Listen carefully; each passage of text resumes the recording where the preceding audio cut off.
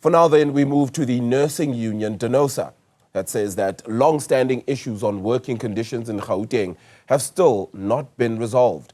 Last week, members marched from Pretoria to Johannesburg. That's to highlight their concerns.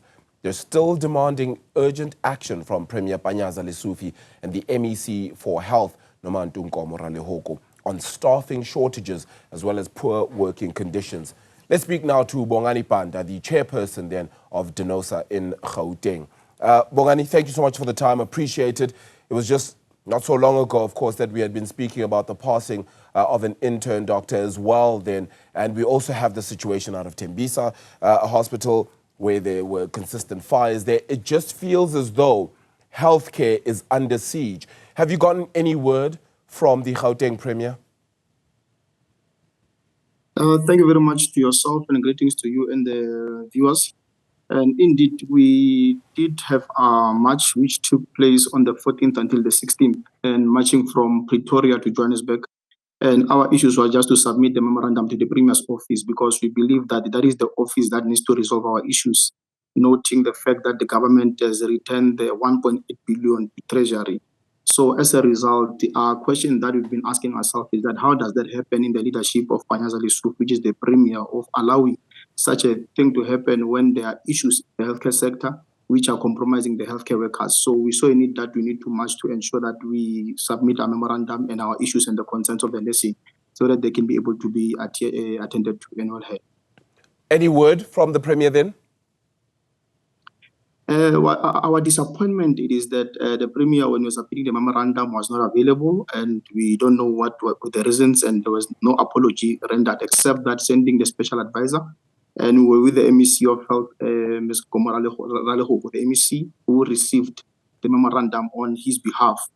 And the reason why we took the memorandum to the Premier's office is simply because we understand that the budget that went to the Treasury, it was not only the budget of health, but it was inclusive of all departments within the government. Hence, we were taking the memorandum to the Premier, and it's quite disappointing that he didn't respond to our issues and to maybe secure a meeting, except the MEC of Health, who then indicated that this week we'll be having a meeting to sit and discuss the issues that are on the memorandum so that you can be able to find a way on how to pave a way forward around them.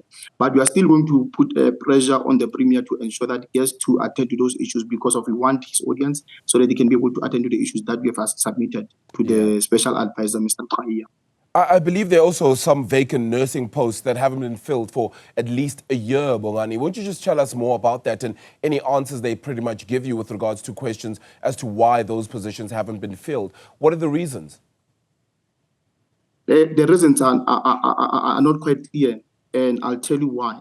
The reasons that were forwarded to us is that since last year, September, the DG of Health, Basani Baloyi, indicated verbatim to the HRs not to appoint any nurse or any healthcare worker on the system. And at that time, we had 355 post-community service nurse practitioners, and we also had COVID contractors who were still in the department. And as a result, when they closed those posts, it made it difficult for them to be appointed through selection and recruitment processes so that they can be able to close the gap of the vacant post. And at that time, when we were fighting for the post concept, we had 955 posts that were vacant and funded. However, there was no appetite or interest that you can fill those vacant posts, and which made us in January, when we met with them, to tell them that this conduct that they are doing, it's going to make them to find themselves underspending, because of those posts are vacant and funded, and then if they're not being utilized, then they will take us to an underspending, which we have seen after March, when we started the financial year, where we have seen that the Department of Health was found to be underspending. And that made us to be concerned specifically on how the DDG and the team have conducted themselves, because of our expectation was that in as much as they were saying that they were anticipating an over expenditure of 500 million, we were not supposed to find ourselves underspending, simply because we had the vacant and funded posts to be filled. And in those vacant and funded posts, I can tell you, they have caused a turmoil to those who are remaining in the healthcare sector, because you can imagine if you have people retired who went pension and then others who went overseas. Those who are remaining, they have to carry the burden of those who are not there, while we are still having a shortage because of the organizational structure that was not reviewed, and which was last reviewed in 2006. There's also mentions then of bullying and toxic relationships within the Department of Health itself. Are you aware of any of this? Can you share your experience? What we have seen is that there's a person who's busy issuing verbal instructions and which cannot be accounted for. Because in the department, if you are running and operating the department, you do know that there are formal ways of communication. It can be correct that you just tell the HR personnel not to appoint. And when you ask the HR personnel, where is the documentation that suggests for them not to do or appoint the nurses or the healthcare workers, they can't really say except mentioning a name of a person that they are afraid of.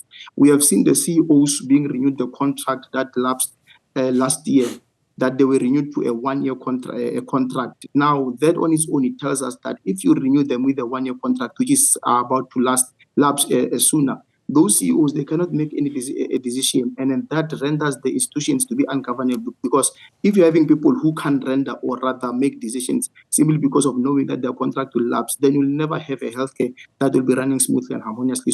So this person is being a person that is being afraid of, and what we have realized is that there's a PSC recommendation that was issued against it, which is to set aside his appointment because of it was irregular, and this was found by the PSC. To date, since 2023, it has never been initiated or rather implemented, that recommendation. So that on its own, it makes us to view that person to be a person who's being afraid of in the department. And we are calling for his name to be removed because of he's not assisting the department, but is causing the collapse within the department, which is the DVG Balot. Yeah, at the same time, we're talking about this funding that, of course, has been underspent then by the department itself. But at the same time, you still have community service nurses, former COVID-19 contract workers who are still working without full benefit and perhaps not even getting full pay in some regards as well. What's the current situation with regards to them? Have we gotten any sort of answers with regards to when they'll be paid? In our memorandum, we have mentioned that, and then ours is that we want to engage on that matter because of the DDG.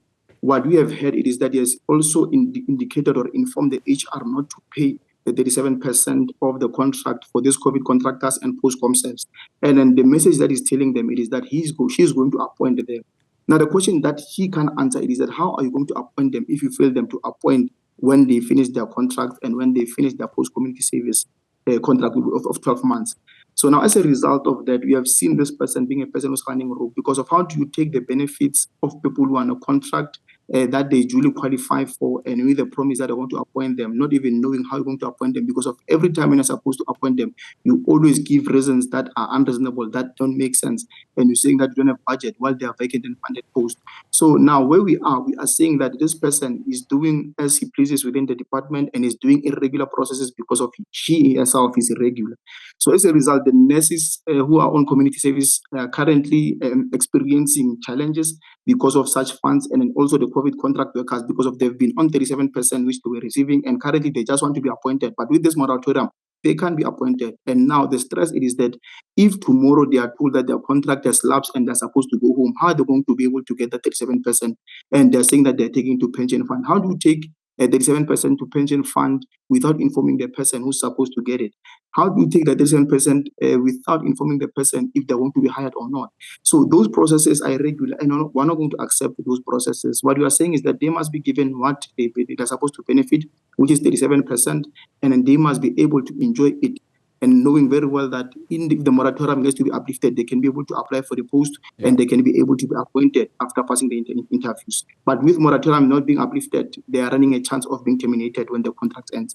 More questions than answers here, it seems, Bongani. So we're hopefully going to anticipate a response here. Of course, we're inviting the health department in Gauteng as well as the Premier then to, of course, share some insight with regards to this. Bongani Banda, the chairperson then of Denosa in Gauteng. Appreciate your time this afternoon. Thank you so much for that. More news for you right after this. Stay tuned. This is Newzroom Afrika.